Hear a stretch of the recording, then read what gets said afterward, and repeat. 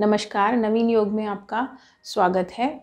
हम योग दर्शन को पढ़ने जा रहे हैं और पिछले जो वीडियो था उसमें जो अंतिम सूत्र था वह था वित्तय पंचतया क्लिष्टा क्लिष्टा। तो उसका जो अर्थ हुआ कि वृत्तियाँ जो होती हैं वह होती हैं 5 प्रकार की और प्रत्येक वृत्ति जो होती है वह 2 प्रकार की होती है, क्लिष्ट और अक्लिष्ट। तो अब हम जानेंगे कि वृत्तियाँ कौन कौन सी होती है, क्योंकि जो समाधिपाद का दूसरा सूत्र था कि योगस् चित्त वृत्ति निरोध, चित्त की वृत्तियों का निरोध होना ही योग है। तो चित्त की वृत्तियों का निरोध हो तो सबसे पहले हम जानेंगे कि ये वृत्तियाँ क्या होती हैं और वृत्तियों को जानकर ही उनका निरोध किया जा सकता है। तो जो वृत्तियाँ होती हैं वह 5 प्रकार की होती हैं और उसका हम अध्ययन करेंगे। तो समाधिपाद का सूत्र संख्या 6 वो कह रहा है कि प्रमाण विपर्य विकल्प निद्रा स्मृत्य 5 प्रकार की वृत्तियाँ होती हैं। पहली प्रमाण, दूसरी विपर्य, तीसरी विकल्प, चौथी निद्रा और स्मृति। ये 5 प्रकार की वृत्तियाँ होती हैं। उसमें जो पहली वृत्ति है वह है प्रमाण। प्रमाण जो होती है वो उसका जो सूत्र है, सूत्र नंबर 7, प्रत्यक्ष अनुमान आगमना प्रमाणानि। प्रत्यक्ष अनुमान और आगम ये क्या है? प्रमाण। प्रमाण 3 प्रकार के बताए हैं। प्रमाण जो वृत्ति है वह 3 प्रकार की है, प्रत्यक्ष, अनुमान और आगम। प्रमाण प्रमा शब्द से बना है जिसका अर्थ होता है यथार्थ ज्ञान। यथार्थ ज्ञान को प्राप्त करने का के जो साधन होते हैं उनको हम प्रमाण कहते हैं। पहली जो वृत्ति है प्रमाण की प्रत्यक्ष। प्रत्यक्ष जो अभी वर्तमान में हम जो दिख रहे हैं, जो कार्य कर रहे हैं, इंद्रियों के सन्निष्कर्ष से जो भी कार्य हो रहा है, जो दिखाई दे रहा है, जो अनुभव हम कर रहे हैं, वह प्रत्यक्ष वृत्ति है। अब प्रत्येक वृत्ति क्लिष्ट अक्लिष्ट 2 प्रकार की होती है। तो जो जिसको देखने से हमारे मन में अच्छा भाव उत्पन्न हो, योग करने की इच्छा जागृत हो, वैराग्य में रुचि हो, तो वह जो वृत्ति होती है वह अक्लिष्ट वृत्ति होती है। लेकिन कुछ ऐसी चीज़ें होती हैं जिसे देखने पर हमारे मन में चित्त दूषित हो जाए और हम योग मार्ग से विपरीत हम सोचने लगे, तो वह जो वृत्ति होगी वह क्लिष्ट होगी। जो भोग में हमें लिप्त करे वह वृत्ति जो होगी वह क्लिष्ट होगी। जो भोग वृत्तियों को दूर करके हमारे मन में सात्विकता का भाव उदय करे वह जो वृत्ति होगी वह अक्लिष्ट वृत्ति होगी। तो यह प्रत्यक्ष हो गया। उसके बाद अनुमान, जैसे हम किसी को देखकर अनुमान करते हैं। अनुमान में भी हम इंद्रियों का उपयोग करते हैं।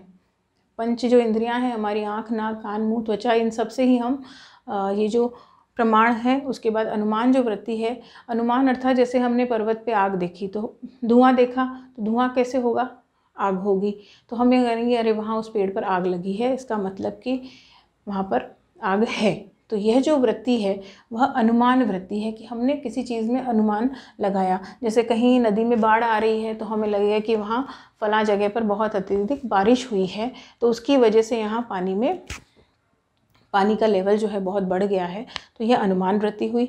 तो अनुमान वृत्ति भी 2 प्रकार की होती है, क्लिष्ट और अक्लिष्ट। किसी का हम अनुमान लगाकर हमें अच्छा महसूस हो या फिर सही का ज्ञान हो जो हमें योग मार्ग में मदद करे, वह वृत्ति जो होती है वह क्लिष्ट होती है। अन्यथा जो भोगों की ओर हमें आसक्त बनाए वह जो वृत्ति होती है वह क्लिष्ट वृत्ति होती है। अब हम जानेंगे आगम वृत्ति। जो हम वेदों में पढ़ते हैं, जो हम आप्त पुरुष या महापुरुषों के द्वारा जो ज्ञान हमें प्राप्त होता है वह आगम वृत्ति, उनको सबको आगम कहा जाता है। तो वह आगम वृत्ति होती है। कई चीज़ें जहाँ पर प्रत्यक्ष की पहुँच नहीं होती, जहाँ पर अनुमान नहीं पहुँच सकता, जैसे सब जगह इंद्रियाँ नहीं जा सकती हैं, सब जगह अनुमान नहीं लगाया जा सकता, लेकिन कुछ ऐसी चीज़ें होती हैं जो हमें आगम से प्राप्त होती हैं। तो जो हम आगम से प्राप्त करते हैं और उस पर हम विश्वास भी करते हैं, तो ऐसी वृत्ति जो हमें सही मार्ग पर ले जाए, योग मार्ग पर ले जाए, तो वह जो वृत्तियाँ होती हैं वह अक्लिष्ट कहलाती हैं। जो हमें वैराग्य की तरफ ले जाए वह अक्लिष्ट होती हैं।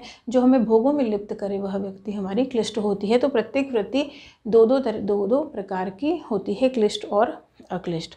तो इसी को महर्षि पतंजलि ने किया है कि पहले क्लिष्ट वृत्तियों का निरोध करना है, फिर धीरे धीरे अक्लिष्ट वृत्तियों का भी हमें निरोध करना है, क्योंकि जहाँ पर ये वृत्तियाँ निरोध हो जाएगा वहीं हम योग को प्राप्त हो जाएंगे। तो प्रमाण वृत्ति 3 प्रकार की हुई। प्रत्यक्ष जो अभी प्रत्यक्ष में हमें घटित हो रहा है वह वृत्ति, जो अनुमान लगाते हैं वह वृत्ति, और तीसरी आगम जो वेद अथवा जो आप्त पुरुषों से हमें ज्ञान प्राप्त होता है वह आगम वृत्ति कहलाती है।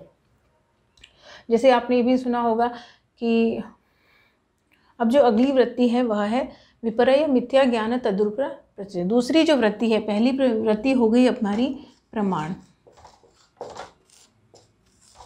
दूसरी वृत्ति जो हो गई वह हो गई विपर्यो। विपर्य अर्थात मिथ्या ज्ञान, जो मिथ्या ज्ञान है, ठीक है। जैसे अतदुपर प्रतिष्ठम, जो उस वस्तु में निहित नहीं है, मिथ्या ज्ञान। रस्सी में सर्प की प्रतीति, अंधेरा कमरा है और रस्सी पड़ी भी, हम उसको सांप समझ रहे हैं, लेकिन वह है तो रस्सी, लेकिन हमें मिथ्या ज्ञान हो गया। तो ये जो मिथ्या ज्ञान है वह भी चित्त की एक वृत्ति है। अगला जो सूत्र है वह है शब्द ज्ञानानुपाती वस्तु शून्यो विकल्प। यह जो वृत्ति है वह तीसरी वृत्ति है। प्रमाण हम पढ़ चुके हैं, विपर्य हम पढ़ चुके हैं। अगली जो वृत्ति है विकल्प वृत्ति है, यह काल्पनिक वृत्ति है। इसमें क्या होता है, शब्द का ज्ञान, शब्द का अनुसरण करना है, लेकिन उसमें वस्तु नहीं होगा, वस्तु शून्यो विकल्प। जैसे मैं कहूँ कि शब्द ज्ञानानुपाती, शब्द के ज्ञान का जो अनुसरण करे लेकिन वस्तु से वह चीज़ शून्य है, ऐसी वृत्ति विकल्प वृत्ति कहते हैं। इसे हम काल्पनिक वृत्ति भी कहते हैं। जैसे कोई कहे कि मैं बहुत बुद्धिमान हूँ, तो वह व्यक्ति कल्पना में ही रहेगा कि मैं बहुत बुद्धिमान हूँ, या फिर कहे कोई कि तुम बहुत सुंदर हो, तो कोई कल्पना में ही फिर जीने लग जाते हैं कि मैं बहुत सुंदर हूँ, मैं बहुत बुद्धिमान हूँ। तो ऐसी जो वृत्तियाँ होती हैं जो जिसमें वस्तु नहीं होता, जैसे गधे के सींग, गधे पर कोई सींग नहीं होते, लेकिन ऐसा शब्द में कहा जाता है, तो वस्तु से शून्य है वह वृत्ति, वस्तु नहीं है लेकिन शब्द के ज्ञान का अनुसरण करती है।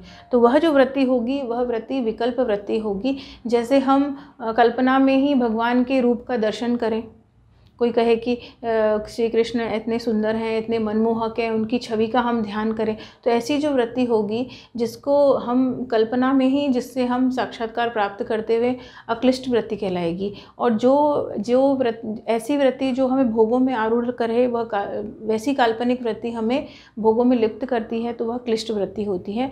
तो शब्द ज्ञानानुपाती वस्तु शून्यो विकल्प, तो यह तीसरी हुई। उसके बाद आ गया अभाव प्रत्यालंबना वृत्तिर निद्रा। जो चौथी जो चित्त की वृत्ति है वह है निद्रा, जहाँ पर प्रमाण नहीं है, जहाँ विपर्य नहीं है, जहाँ शब्द का ज्ञान नहीं है, केवल अभाव के ज्ञान की प्रतीति हो रही है। जहाँ कुछ भी नहीं है वहाँ निद्रा है, अभाव के ज्ञान की प्रतीति हो रही है। जब प्रगाढ़ नींद से उठकर कोई मनुष्य कहता है कि आज मुझे नींद बहुत अच्छी आई, तो नींद बहुत अच्छी आई तो इसका मतलब कोई चीज़ जो अनुभव कर रही है कि नींद अच्छी आई, तो निद्रा भी इस हिसाब से देखा जाए तो निद्रा भी चित्त की एक वृत्ति है। तो ये जितनी भी वृत्तियाँ होती हैं अक्लिष्ट होती है, तो जो अक्लिष्ट होती है वह सत्व प्रधान होती है। तो जब हम नींद करके उठें और अपने आप को बहुत अच्छा महसूस करें, हमारे शरीर में तम का लेश मात्र भी ना हो, हम अपने आप को बहुत ऊर्जान्वित फील करें, तो वह जो निद्रा होती है वह अक्लिष्ट होती है। और जिसमें नींद से उठकर भी हमें अच्छा ना लगे और हमें आलस आए, और हम योग के मार्ग पर आरूढ़ होने में हमें आलस लगे कि हमें अच्छा नहीं लग रहा है, हम ये सब चीज़ें नहीं करेंगे, तो ये जो चीज़ है यह क्लिष्ट वृत्ति हुई। तो निद्रा भी एक प्रकार की वृत्ति है। अभाव के ज्ञान का आलंबन जिस चित्त पे होता है वह वृत्ति निद्रा है। और अंतिम जो वृत्ति है वह है स्मृति की अनुभूत विषया संप्रयोषः स्मृति। जब हम प्रत्यक्ष से, अनुमान से, आगम से या फिर प्रमाण, विपर्य, विकल्प, निद्रा, इन चारों वृत्तियों से हमारे चित्त में संस्कार बनते रहते हैं और स्मृति में स्टोरेज होता रहता है, स्मृति में वो छुपते चले जाते हैं और समय आने पर जब ज़रूरत होती है वह प्रस्फुटित हो जाते हैं। जैसे बचपन की यादें, कोई भी विचार आएगा तो अरे बचपन में हम ऐसे किया करते थे, तो हमारी स्मृति में वो सब संचित है, तो वो उभर करके सामने आ जाती है।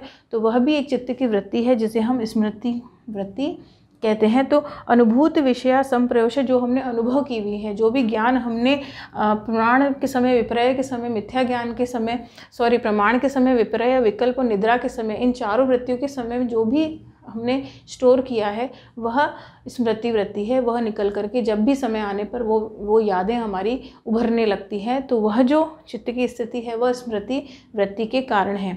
तो वृत्तियाँ 5 हैं, प्रमाण, विपर्य, विकल्प, निद्रा और स्मृति। वो हमने जाना कि प्रत्यक्ष, अनुमान, आगम ये प्रमाणानी, और विपर्य मिथ्या ज्ञान, जो मिथ्या ज्ञान है उसको विपर्य वृत्ति कहा जाता है, और जो काल्पनिक ज्ञान है उसको विकल्प वृत्ति कहते हैं, और वृत्ति निद्रा और वृत्ति स्मृति। तो ये 5 प्रकार की हमने वृत्तियाँ पढ़ी। अब इन वृत्तियों को दूर कैसे करें, तो अगले वीडियो में इन सभी वृत्तियों को हम दूर कैसे करें उनके सूत्रों पे हम चर्चा करेंगे। तब तक के लिए धन्यवाद, नमस्कार। हेलो फ्रेंड्स, योग दर्शन से जुड़े हुए जो भी आपकी समस्या हो, प्रश्न हो, वे सभी आप कमेंट बॉक्स में आप मुझे लिख सकते हैं। कोई भी प्रश्न हो, योग से जुड़ी हुई कोई भी बात हो, आप मुझसे पूछ सकते हैं। इसके अलावा इसी चैनल पे हम UGC नेट की तैयारी भी करेंगे, तो आप चैनल को लाइक, शेयर एंड सब्सक्राइब जरूर कीजिए। Thank you.